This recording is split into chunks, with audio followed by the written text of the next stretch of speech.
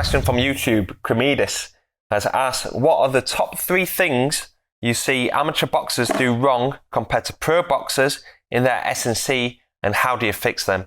So it's pretty hard for me to say like a pro boxer do this, an amateur boxer do that. I've seen a lot of amateur boxers actually prepare a lot better for competition than pro boxers would. So what I would do is not compare them to pro boxers, but just say amateur boxing in general.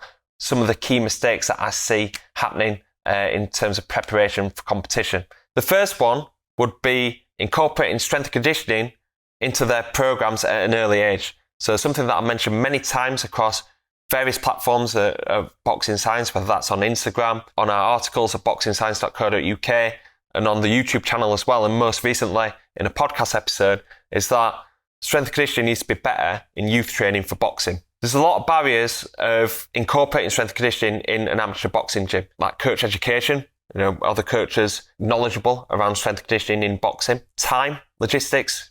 Amateur boxers are probably at work, at school, at college, or whatever they're doing in the day. They're probably only training once a day in front of their coach. Facilities is one thing. Not many amateur boxing gyms have the facilities to create a strength and conditioning program, and funding as well. Obviously, it costs money to get a strength and conditioning coach on board, a qualified one at that. There's lots of different restrictions and limitations in place for strength and conditioning to be a big part of an athlete's athletic development as they're going from 10, 12, 14 up towards their late teenage years. This may be not a mistake from an amateur boxer's point of view, but more of amateur boxing in general.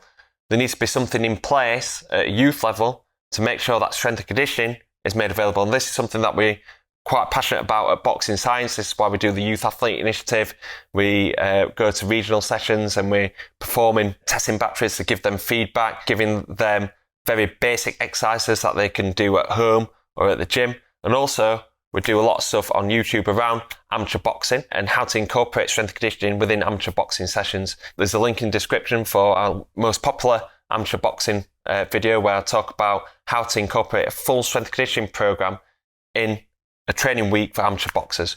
So if you're interested in that, go check that out. Incorporating strength and conditioning from an earlier age rather than waiting until they're senior and that they can afford to get a strength and conditioning coach on board. There needs to be something in place first, so that's developed all the way through the amateur boxing career. So the second one is weight management.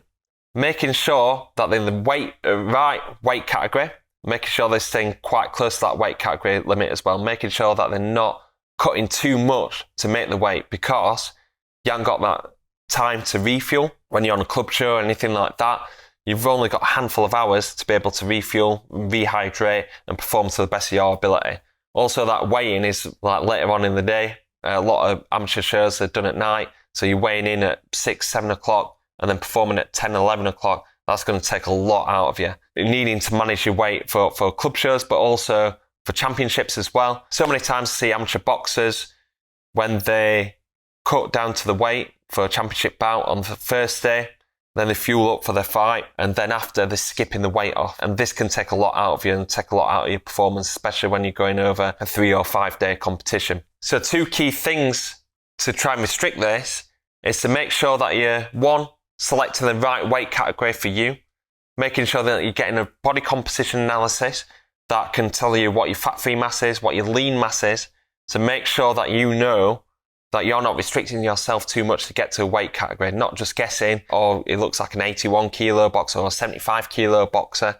You know exactly what weight that you should be at based on like kind of nutritional evidence. So you're not restricting yourself too much. That's a key thing. And then when you get that weight category right, is making sure that you're staying within like around about 5% of that body mass all year round, because you're not wanting to cut too much down to that weight. Selecting the right weight category and making sure that you're staying around that weight category all the way through the year, then that's the right thing to do in terms of like managing your weight around amateur boxing. The third mistake I'd say would be around conditioning. A lot of pro boxers still do. Probably in pro boxing, obviously you're looking at 10, 12 round competitions, a lot lower pace than amateur boxing. So you could see professional boxers kind of justifications for doing like kind of longer intervals or kind of maybe going for long steady state runs, working on their endurance. In amateur boxing, you're looking at 3-minute rounds, really high-paced bouts. So if you're going out on a long road run or going for long intervals, this isn't meeting the demands of the sport. That's a key kind of mistake that I'd see, is that seeing a lot of kind of amateur boxers going out for long road runs is not meeting the fitness demands of the sport. What I would say is to do shorter intervals, high intensity interval training. I'd be looking to split up the intervals. So instead of like going for 4 minutes on, 2 minutes off, be looking to do Tabatas, 20 seconds on, 10 seconds off times 8, or even doing 15 seconds on, 15 seconds off. And this is like matching them high intensity bursts that you're likely to see in amateur boxing bout, and also working on them high intensity adaptations and red zone adaptations at the same time. A classic session that we do with amateur boxing is 3 minutes on, 1 minute off, and we do either 3 or 4 rounds. And within that 3 minutes, we split that up into 15-second intervals. And this is a fantastic way to replicate the demands of amateur boxing.